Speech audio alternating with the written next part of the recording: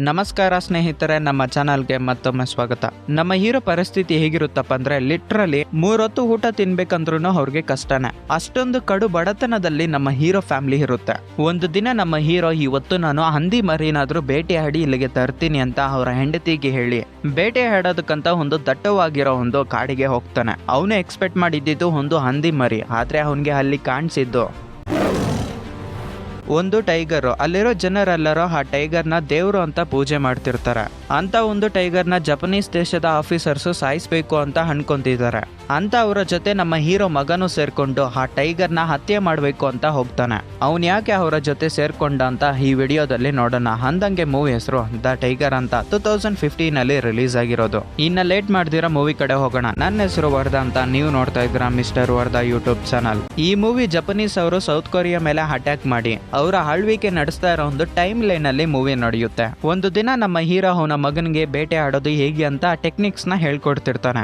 ಅಂದಂಗೆ ನಮ್ಮ ಹೀರೋ ಹೆಸರು ಮಾಂಡುಕ್ ಅಂತ, ಅವನ ಮಗನ ಹೆಸರು ಸಿಯೋಕ್. ಅವನ ಮಗನಿಗೆ ಟೆಕ್ನಿಕ್ಸ್ ನ ಹೇಳ್ಕೊಟ್ಟಿದ್ದಾದ್ಮೇಲೆ ಮನೆಗೆ ಕರ್ಕೊಂಡು ಹೋಗ್ತಾನೆ. ಮಾರನೇ ದಿನ ಬೆಳಗ್ಗೆ ನಮ್ಮ ಹೀರೋ ಬೇಟೆ ಆಡೋದಕ್ಕೆ ಅಂತ ಕಾಡಿಗೆ ಹೋಗ್ಬೇಕು ಅಂತ ರೆಡಿ ಆಗ್ತಿರ್ತಾನೆ. ಹೆಂಡತಿ ತನ್ನ ಗಂಡನ್ಗೆ ತಿನ್ನೋದಕ್ಕೆ ಏನಾದ್ರೂ ಕೊಡ್ಬೇಕು ಅಂತ ಮನೆಯಲ್ಲಿರೋ ಮುದ್ದೆಗಳು ಪ್ಯಾಕ್ ಮಾಡ್ತಾಳೆ.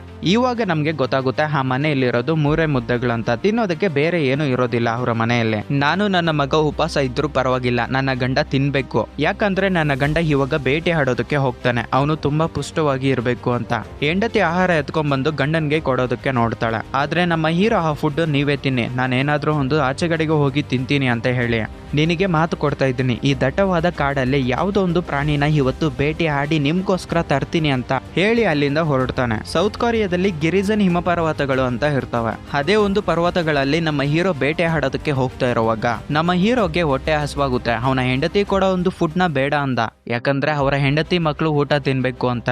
ಅವನು ಆ ಹಿಮದಲ್ಲಿ ನಡ್ಕೊಂಡು ಹೋಗುವಾಗ ಹಸುವಿಗೆ ತಡ್ಕೊಳ್ಳೋದಕ್ಕಾಗದೆ ಅದೇ ಹಿಮವನ್ನ ಸ್ವಲ್ಪ ತಿಂತಾನೆ. ಹಾಗೆ ಸ್ವಲ್ಪ ದೂರ ನಡ್ಕೊಂಡು ಹೋದ್ಮೇಲೆ ಒಂದು ಮರದ ಮೇಲೆ ಗುರುತಿರುತ್ತೆ. ಅದನ್ನ ಚೆಕ್ ಮಾಡಿ ನೋಡಿದಾಗ ಅವನಿಗೆ ಅರ್ಥ ಆಗುತ್ತೆ ಇಲ್ಲಿ ಒಂದು ಟೈಗರ್ ಐತೆ ಅಂತ. ಇವಾಗ ನಮ್ಗೆ ಗೊತ್ತಾಗುತ್ತೆ ನಮ್ಮ ಹೀರೋ ದೊಡ್ಡ ಬೇಟೆಗಾರ, ಅವನ್ಗೆ ಟೈಗರ್ಸ್ ನ ಬೇಟೆ ಆಡೋದು ಬರುತ್ತೆ ಅಂತ. ಆ ಟೈಗರ್ ನ ಆಚೆಗಡೆ ಕರ್ಸ್ಬೇಕು ಅಂತ ಅವನ ಹತ್ರ ಇರೋ ಒಂದು ಗನ್ ನ ಎತ್ಕೊಂಡು ಒಂದು ಬುಲೆಟ್ ನ ಶೂಟ್ ಮಾಡ್ತಾನೆ. ಟೈಗರು ಸ್ವಲ್ಪ ದೂರದಲ್ಲಿ ಓಡೋಗ್ತಾ ಇರೋದನ್ನ ನೋಡಿ ಅದನ್ನ ಫಾಲೋ ಮಾಡ್ಕೊಂಡು ಸ್ವಲ್ಪ ದೂರ ಹೋಗಿ ಮತ್ತೊಂದು ಬುಲೆಟ್ ನ ಶೂಟ್ ಮಾಡ್ತಾನೆ. ಟೈಗರ್ ಆ ಶಬ್ದ ಕೇಳಿ ಇವನ ಹತ್ರಕ್ಕೆ ಬರುತ್ತೆ. ಇಬ್ರುನ ಆಪೋಸಿಟ್ ಗೆ ನಿಂತ್ಕೊಂಡು ಟೈಗರ್ ಇವನ್ ಮೇಲೆ ಅಟ್ಯಾಕ್ ಮಾಡೋದಕ್ಕೆ ಬರ್ತಿರೋ ಒಂದು ಟೈಮ್ ಅಲ್ಲಿ ನಮ್ಮ ಹೀರೋ ಅವನ ಗನ್ ಇಂದ ಒಂದು ಬುಲೆಟ್ ನ ಶೂಟ್ ಮಾಡ್ತಾನೆ. ಸೀನ ಹಲಿಗೆ ಕಟ್ಟಾಗಿ ಸ್ವಲ್ಪ ವರ್ಷಗಳಾದ್ಮೇಲೆ ನಮ್ಗೆ ತೋರಿಸ್ತಾರೆ. ನಮ್ಮ ಹೀರೋ ಇವಾಗ ಮುದುಕನಾಗೋಗ್ಬಿಟ್ಟಿರ್ತಾನೆ, ಬೇಟೆ ಆಡೋದಕ್ಕೆ ಹೋಗ್ತಾ ಇರೋದಿಲ್ಲ. ಅವನ ಮಗನಾಗಿರುವ ಸಿಯೋಕ್ ಜೊತೆ ಸೇರ್ಕೊಂಡು ಕಾಡಿನ ಪ್ರದೇಶದಲ್ಲಿ ಆರಾಮಾಗಿರೋ ಒಂದು ಜೀವನವನ್ನ ನಡೆಸ್ತಿರ್ತಾನೆ. ಆ ಆರಾಮಾಗಿರೋ ಒಂದು ಜೀವನವನ್ನ ನಡೆಸ್ಬೇಕಂದ್ರೂ ಅವನಿಗೆ ತಿನ್ನೋದಕ್ಕೆ ತಿಂಡಿ ಬೇಕು. ಆ ಹಣ ಸಂಪಾದನೆ ಮಾಡ್ಬೇಕು ಅಂತ ನಮ್ಮ ಹೀರೋ ಹಾಗೆ ಅವನ ಮಗ ಇಬ್ರು ಸೇರ್ಕೊಂಡು ಆ ಕಾಡಿನ ಪ್ರದೇಶದಲ್ಲಿ ಮೆಡಿಸಿನಲ್ ಪ್ಲಾಂಟ್ಸ್ ನ ಹುಡುಕಿ ಅವುಗಳನ್ನ ಕಟ್ ಮಾಡ್ಕೊಂಡು ಬಂದು ಒಂದು ವಿಲೇಜ್ ಅಲ್ಲಿ ಒಬ್ಬ ವ್ಯಾಪಾರಿಗೆ ಮಾರಾಟ ಮಾಡಿ ಅದರಿಂದ ಬಂದಿರೋ ಒಂದು ಹಣದಿಂದ ಇವರು ಜೀವನವನ್ನ ನಡೆಸ್ತಿರ್ತಾರೆ. ಇವಾಗ ನಮ್ಗೆ ಜಪನೀಸ್ ಆಫೀಸರ್ ಹಾಗೆ ಅವನ ಚೀಫ್ ಆಫೀಸರ್ ನ ತೋರಿಸ್ತಾರೆ. ಇವರು ಆ ಸೌತ್ ಕೊರಿಯಾದಲ್ಲಿರೋ ಒಂದು ಟೈಗರ್ಸ್ ನ ಹಂಟಿಂಗ್ ಮಾಡಿ ಅದರ ಚರ್ಮವನ್ನ ಕಿತ್ತು ಶ್ರೀಮಂತರಿಗೆ ಮಾರಾಟ ಮಾಡ್ತಿರ್ತಾರೆ. ಚೀಫ್ ಆಫೀಸರ್ಗೆ ಹೇಳ್ತಿರುವಾಗ ನಮ್ಗೆ ಗೊತ್ತಾಗುತ್ತೆ ಆ ಸೌತ್ ಕೊರಿಯಾದಲ್ಲಿ ಒಂದು ಮೌಂಟೇನ್ ಲಾರ್ಡ್ ಅಂತ ಒಂದು ಟೈಗರ್ ಐತೆ. ಆ ಟೈಗರ್ ಆಲ್ಮೋಸ್ಟ್ 800 ಪೌಂಡ್ಸ್ ತೂಕ ಇರುತ್ತೆ. ಆ ಟೈಗರ್ ನ ಆದಷ್ಟು ಬೇಗ ಸಾಯಿಸ್ಬಿಡಿ ಅಂತ ಆಫೀಸರ್ಗೆ ಪ್ರೆಷರ್ ಕೊಡ್ತಿರ್ತಾನೆ ಚೀಫ್ ಆಫೀಸರ್. ಇವಾಗ ನಮ್ಗೆ ಆ ಸೌತ್ ಕೊರಿಯಾದಲ್ಲಿ ಒಬ್ಬ ಹಂಟಿಂಗ್ ಮ್ಯಾನ್ ಇರ್ತಾನೆ. ಅವನಿಗೆ ಒಂದು ಟೀಮ್ ಇರುತ್ತೆ.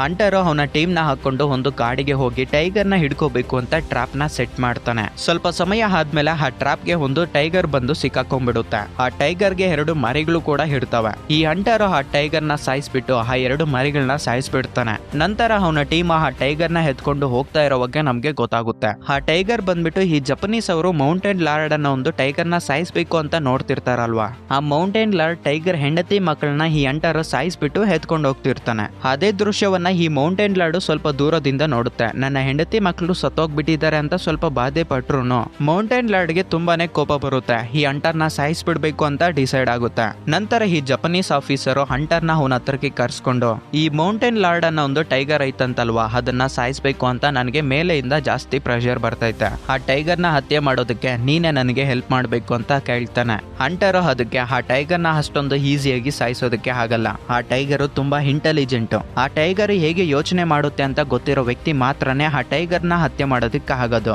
ಆ ಟೈಗರ್ನ ಹತ್ಯೆ ಮಾಡೋದಕ್ಕೆ ನಿಮ್ಗೆ ಹೆಲ್ಪ್ ಮಾಡೋದು ಒಬ್ಬ ವ್ಯಕ್ತಿ, ಅದು ಮಾಂಡುಕ್ ಅಂದ್ರೆ ನಮ್ಮ ಹೀರೋ. ಹಾಗೆ ಇನ್ನೊಂದು ವಿಷಯ, ಆ ಟೈಗರ್ನ ಹತ್ಯೆ ಮಾಡ್ಬೇಕು ಅಂತ ಹೇಳಿದ್ರೆ ಈ ಊರಲ್ಲಿ ಯಾರನ್ನು ಕೂಡ ನಿಮ್ಗೆ ಸಪೋರ್ಟ್ ಮಾಡಲ್ಲ. ಯಾಕಂದ್ರೆ ಈ ಊರಲ್ಲಿರುವ ಪ್ರತಿಯೊಬ್ಬ ವ್ಯಕ್ತಿನೂ ಆ ಟೈಗರ್ನ ದೇವ್ರ ತರ ಪೂಜೆ ಮಾಡ್ತಾರೆ ಅಂತ ಆಫೀಸರ್ಗೆ ಹೇಳ್ತಾನೆ. ಸ್ವಲ್ಪ ಸಮಯದ ನಂತರ ಆಫೀಸರು ನಮ್ಮ ಹೀರೋ ಆಗಿರೋ ಮಾಂಡುಕ್ನ ಅವನ ಹತ್ರಕ್ಕೆ ಕರ್ಸ್ಕೊಂತಾನೆ. ಮಾಂಡುಕ್, ನಿನ್ನಿಂದ ನನಗೆ ಒಂದು ಚಿಕ್ಕ ಸಹಾಯ ಬೇಕಾಗಿತ್ತು.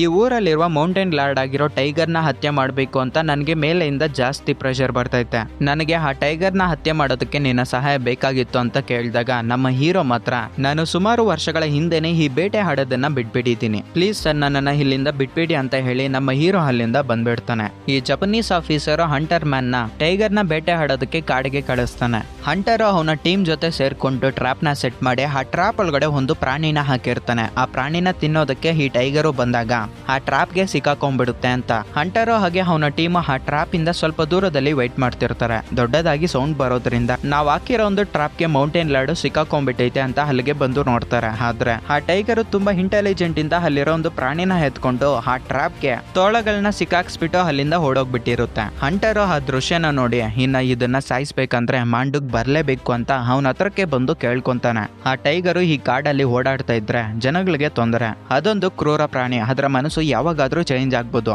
ಈ ವಿಲೇಜ್ ಅವರ ಮೇಲೆ ಆ ಟೈಗರ್ ಅಟ್ಯಾಕ್ ಮಾಡಿದ್ರೆ ತುಂಬಾ ಜನರು ಸತ್ತೋಗ್ಬಿಡ್ತಾರೆ, ಅದಕ್ಕೆ ನಮ್ಗೆ ಸಹಾಯ ಮಾಡು ಅಂತ ಮಾಂಡುಕ್ನ ಕೇಳ್ತಾನೆ.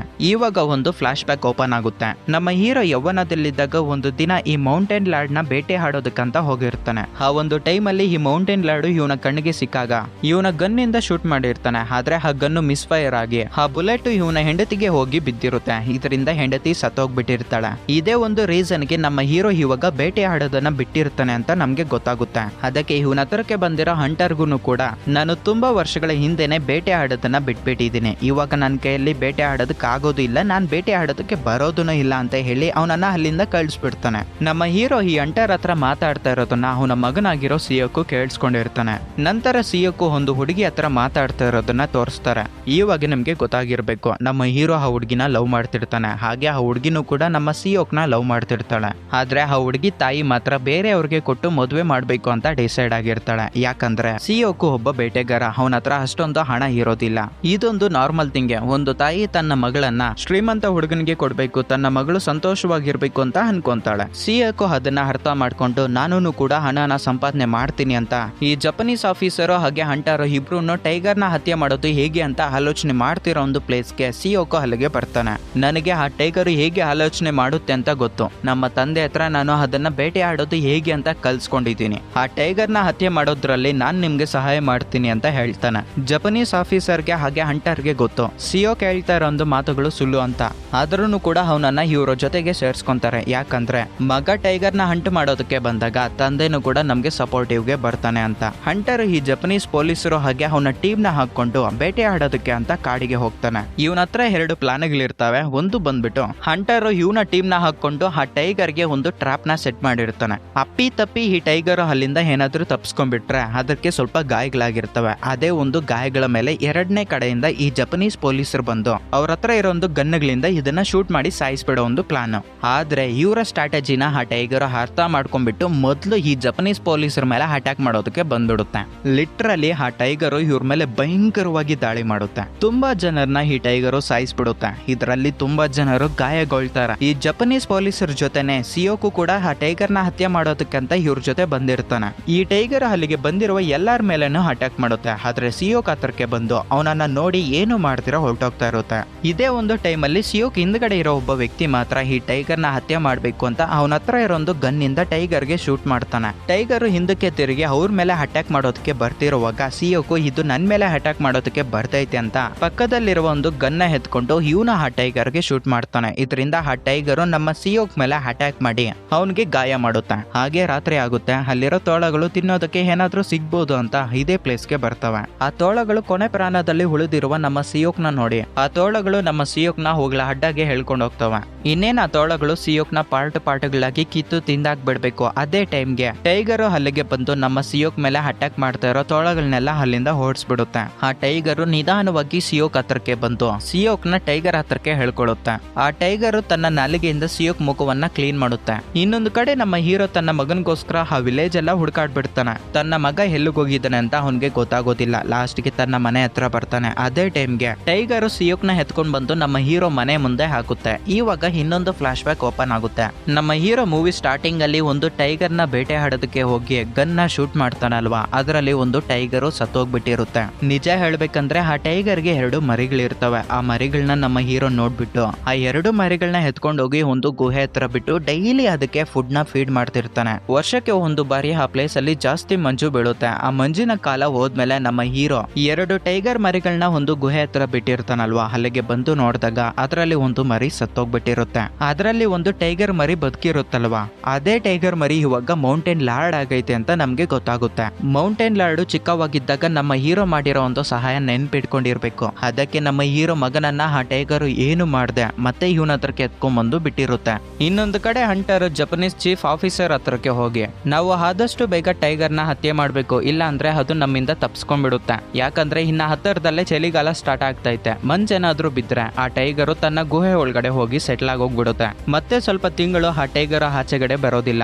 ನಾವು ಆ ಗುಹೆ ಹುಡುಕ್ಬೇಕಂದ್ರೆ ತುಂಬಾ ಕಷ್ಟ ಆಗೋಗ್ಬಿಡುತ್ತೆ. ಅದಕ್ಕೆ ನನ್ನ ಜೊತೆ ನಿಮ್ಮ ಆರ್ಮಿ ಸೈನಿಕರನ್ನ ಕಳಿಸಿ, ನಾನು ಅದನ್ನ ಹತ್ಯೆ ಮಾಡ್ತೀನಿ ಅಂತ ಹೇಳ್ತಾನೆ. ಆಫೀಸರು ಅದೇ ಕೆಲಸ ಮಾಡ್ತಾನೆ. ಹಂಟರು ತನ್ನ ಸೈನ್ಯ ಹಾಗೆ ಈ ಆರ್ಮಿ ಸೈನಿಕರನ್ನ ಹಾಕೊಂಡು ಆ ಕಾಡಲ್ಲಿ ಹುಡುಕಾಡ್ತಾರೆ. ಆದ್ರೆ ಇವ್ರಿಗೆ ಆ ಟೈಗರು ಸಿಗೋದಿಲ್ಲ. ಅದಕ್ಕೆ ಅಲ್ಲಿ ಬಾಂಬ್ಸ್ ನ ಬ್ಲಾಸ್ಟ್ ಮಾಡ್ತಾರೆ. ಅದನ್ನ ಕೇಳಿಸ್ಕೊಂಡು ಟೈಗರ್ ಬರುತ್ತೆ ಅಂತ.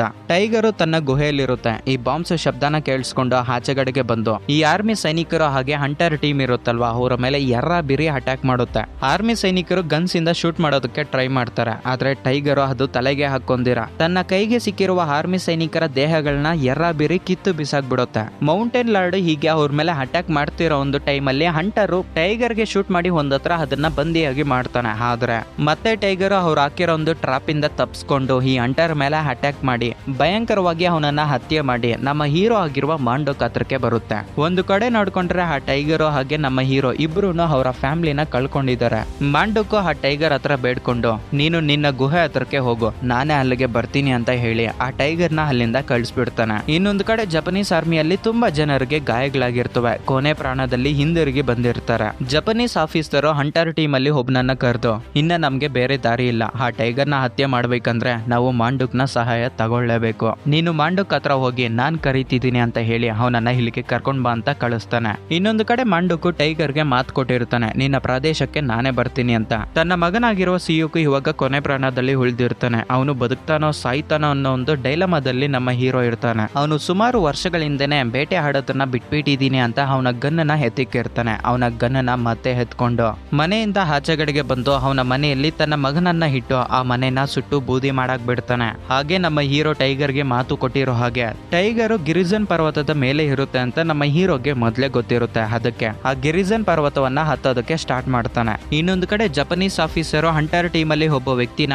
ಮಾಂಡೋಕ್ನ ನನ್ನ ಹತ್ರಕ್ಕೆ ಕರ್ಕೊಂಡ್ ಬಾ ಅಂತ ಕಳ್ಸಿರ್ತಾನಲ್ವಾ, ಅವನು ಮನೆ ಹತ್ರ ಬಂದು ನೋಡಿದಾಗ ಅವನ ಮನೆ ಸುಟ್ಟಾಗ್ತಾ ಇರುತ್ತೆ.